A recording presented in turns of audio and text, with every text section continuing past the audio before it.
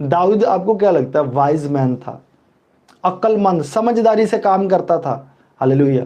Bible कहती है Saul उसे भेजता और वह समझदारी से काम करता, तो वाइज मैन था। तो वाइज मैन का बेटा क्या होगा? वो भी वाइज मैन था, सुलेमान। इसीलिए जैसा उसने तख्त संभाला, उससे आगे खुदा वैसे ही बंदे को चाह रहा था। जिस चीज से उसने संभाला तख्त, समझदारी से, वो समझदारी से लड़ता था, हिकमत से, विजडम से, और खुदा की हजूरी उसके साथ होती थी। हालेलुया। खुदा की हजूरी के बिना वो उस विजडम को यूज भी नहीं करता था। हालेलुया। उस गिफ्ट को वो नहीं यूज करता था, खुदा की हजूरी को वो लेकर चलता था। इसलिए उसकी सारी चीजें मेंटेन रहती, और कभी भी उसकी जो है वो अनॉइंटिंग लीक नहीं होती थी दाऊद की, और कभी भी वो कोई जंग नहीं हारा, क्योंकि अनॉइंटिंग मेंटेन रही। हालेलुया। पावर मेंटेन रही। हालेलुया। क्या बात।